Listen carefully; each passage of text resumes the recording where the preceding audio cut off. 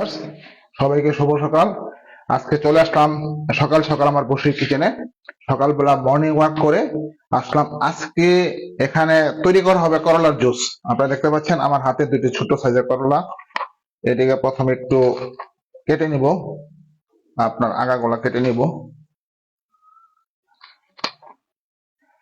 আগাগোলা কেটে নেওয়ার পরে এগুলো একটু ধুয়ে নিব, এখানে পানিতে পানিতে ধুয়ে নিব। ধুয়ে নেওয়ার পরে তারপরে এটা ভালো করে কুচি কুচি করে কাটবো। করলার জুস যদি সকালবেলা খালি পেটে আপনি খেতে পারেন, এটা শরীরের জন্য অত্যন্ত উপকারী একটা মানে বলবো যে পানীয়।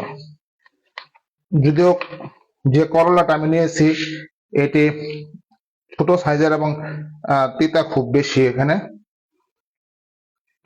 এবং এটাই হলো আসলে আসল জিনিস করলার।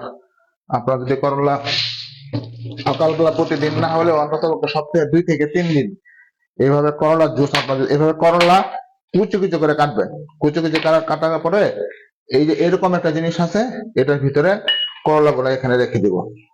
অল্প ছোট সাইজের একটা বা দুইটা করলা এখানে রেখে দেওয়ার পরে তারপর এটা দিয়ে ভালো করে ফেটলাবো, যাতে ভিতর থেকে রসগুলা বের হয়। এটা দিয়ে ভালো করে আমরা এমন ভাবে মানে দিব যাতে এগুলা ভালো করে ম্যাশ হয়ে যায়, ভালো করে ম্যাশ হয়ে যায়।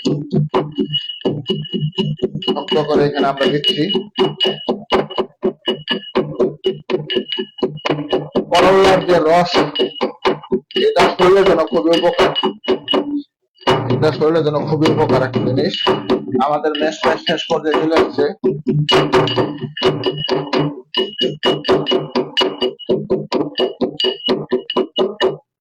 মোটামুটি ভাবে শেষ।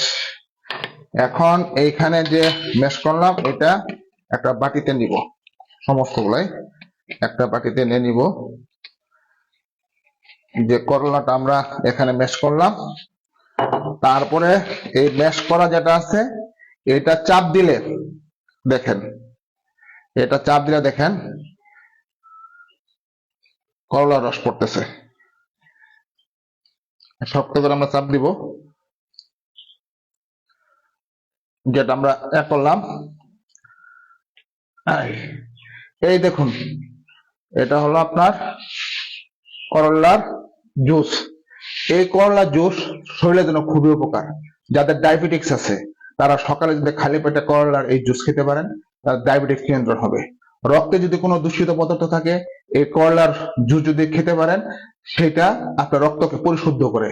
তারপরে হলো আপনার কোলেস্টেরল মাত্রা কমায়, এবং আপনাদের শরীরে যদি কোনো চুলকানি থাকে এটা খেলে ভালো হবে। এই সকালবেলা আমি খেয়ে নিলাম করলার জুস। তা আশা করি আপনারা এভাবে করলার জুস খাবেন। তা আজকে বসির কিচেন থেকে আমি বিদায় নিলাম। আমি কৃষিবিদ বশির আহমেদ। ধন্যবাদ সবাইকে।